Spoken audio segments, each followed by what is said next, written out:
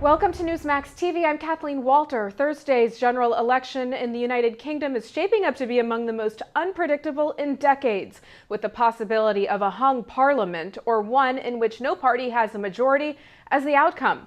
The election pits Labour Prime Minister Gordon Brown against David Cameron of the Conservatives and Nick Clegg of the Liberal Democrats. Joining us with a look at the implications is Nile Gardiner, director of the Margaret Thatcher Center for Freedom at the Heritage Foundation. A leading authority on transatlantic relations, he has advised the White House on a range of key issues, has testified several times before Congress, and was foreign policy researcher for former British Prime Minister Margaret Thatcher. Welcome to Newsmax TV, Nile. It's a pleasure, thank you. Nile, this is shaping up to be a very tight race. Talk to us about what differentiates the candidates and why Americans should be watching this election closely. Well, there are three main candidates. The incumbent Prime Minister Gordon Brown, representing the Labour Party, Nick Clegg, leading the Liberal Democrats, and David Cameron, representing the Conservative Party. The latest polls are showing the strong likelihood of a Conservative victory in this election, but quite possibly with a minority government. In other words, the Conservative Party may not have a majority in place necessary to pass legislation. So the government formed by the Conservative Party would need then to cut deals with the other political parties in order to pass legislation through the House of Commons. So this is an extremely tight race. Gordon Brown, the Prime Minister, is a deeply unpopular figure. According to the latest opinion polls, his party is trading in third place on about 26% of the vote. The Liberal Democrats, led by Nick Clegg, are slightly ahead of Labour on about 28% according to most polls. The Conservatives are in the lead with about 34% of the overall vote. So it's a three-way race here in the United Kingdom, the closest political contest that we've seen, certainly in a generation. And without a doubt, I think we're looking at the end of Gordon Brown's time as a British Prime Minister. Most British people see Gordon Brown as a huge disappointment. Some see him certainly as a spectacular failure as a Prime Minister. And after 13 years of Labour rule, most British people, I think, are looking for a change of government. So, Niall, at this time, you are not predicting a hung parliament? I think there's a very strong chance of a hung parliament with the Conservatives in charge, but heading what we would call a minority government. In order to achieve a majority in the House of Commons, you have to get 326 seats out of 650. The Conservatives are currently projected to get about 290 seats, although one or two polls are indicating the possibility of an overall majority for the Conservatives. But the majority of polls say this is going to be a hung parliament, David Cameron's Prime Minister, but not with enough seats to form a majority.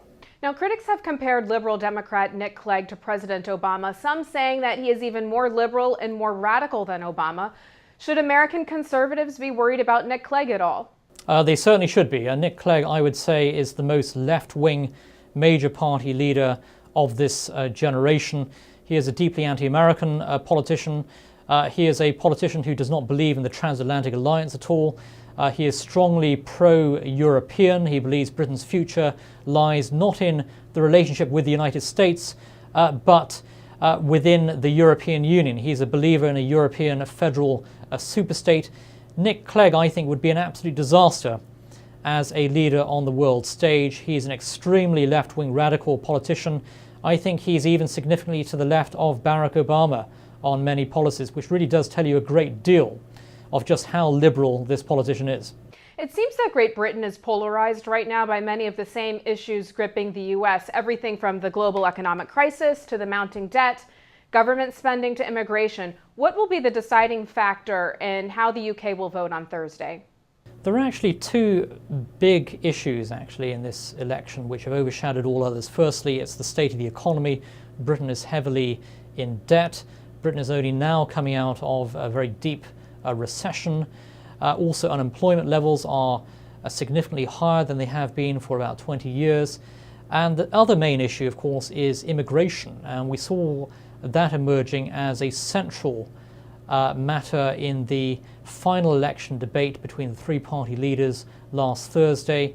And the immigration question is certainly looming large on the horizon for this Thursday. There is, according to the polls, widespread dissatisfaction among the British public with very high levels of immigration, very high levels of illegal immigration as well.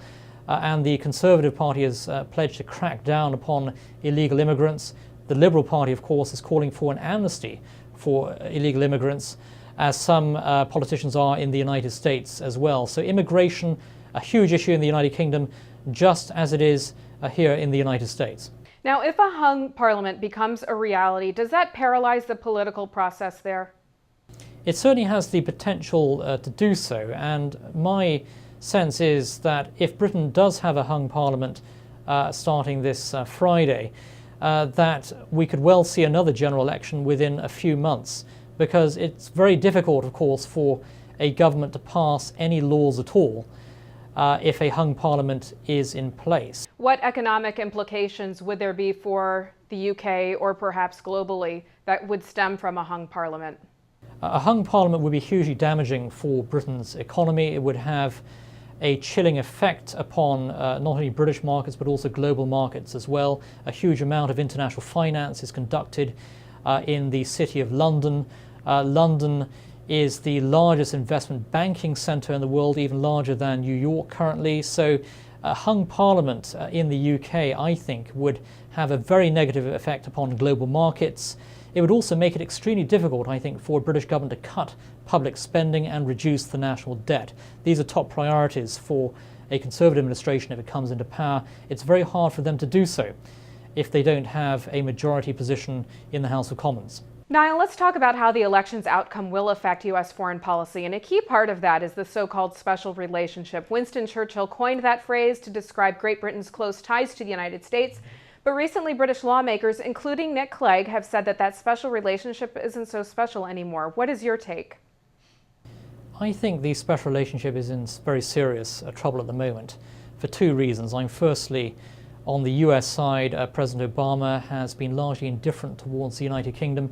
In fact, many British commentators would say that Barack Obama is very anti-British. And there is growing disillusion, I think, on the British side with the Obama administration's policies towards Britain and the broader transatlantic alliance.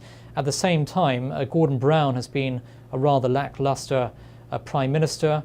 He has not effectively advanced the Anglo-American special relationship.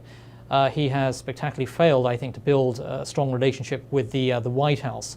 And so on a political level, the special relationship is certainly in serious trouble. However, behind the scenes, in terms of intelligence cooperation, defense cooperation, economic cooperation, trade and investment, for example, I think the special relationship remains extremely strong. Can the special relationship be rebuilt on a political level? I think absolutely. David Cameron, the likely next Prime Minister, is a very firm supporter of the special relationship.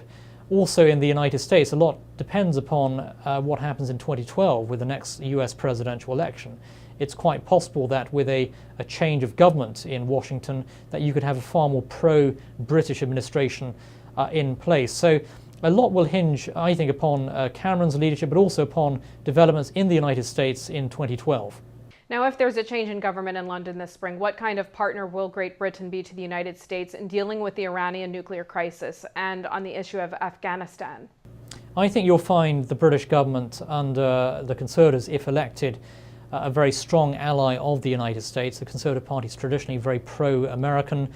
The Conservatives have made a very strong commitment to the Afghan mission. There are over 10,000 British soldiers currently serving in Afghanistan, the largest contingent after the United States. The Conservatives have indicated very clearly that they have no plans to withdraw those forces. On the Iranian nuclear question as well, I do think you'll see the United States and Great Britain moving very closely in concert on that question. If anything, the British actually could be more hawkish than Washington with regard to dealing with the Iranian threat. But I do see close cooperation between London and Washington on both the Afghanistan and Iranian questions. Nile, you were a foreign policy researcher for Prime Minister Margaret Thatcher. Do you still talk to her, and how is she doing? I see her every few months or so. I saw her last time in December. She's in very good health. She is taking a very close interest, of course, in political developments not only in the United Kingdom but also here in the United States. She firmly believes in the greatness and the importance of the Anglo-American special relationship. So she is very closely following this election, and Lady Thatcher's firm hope is for the United States and Great Britain to always work together in addressing the major international issues of the day. And I'm happy to say that Lady Thatcher is in tremendous health. She remains, without a shadow of a doubt, the Iron Lady. That's a great update. If she were British Prime Minister today, how would she handle Iran, and how would she work with President Obama, do you think? It's a very good question. I think that Lady Thatcher would be calling for the international community to be taking decisive, firm action against Iran to prevent the rise of a nuclear-armed Iran. She would be doing her very best, I'm sure, to advance relations with Washington, no matter who is in power. I think that Lady Thatcher's firm belief is that the Anglo-American special relationship is the engine of the global war on terror. It is absolutely vital to the defense of the free world, and I think it is her firm belief that the number one priority for the United Kingdom on the world stage is to work together with the United States in the defense of our common interests, in defense of the free world. All right, Nile Gardiner, director of the Margaret Thatcher Center for Freedom at the Heritage Foundation, thank you so much for your insight and for joining us My here pleasure. on Newsmax TV. And thank you for watching Newsmax TV.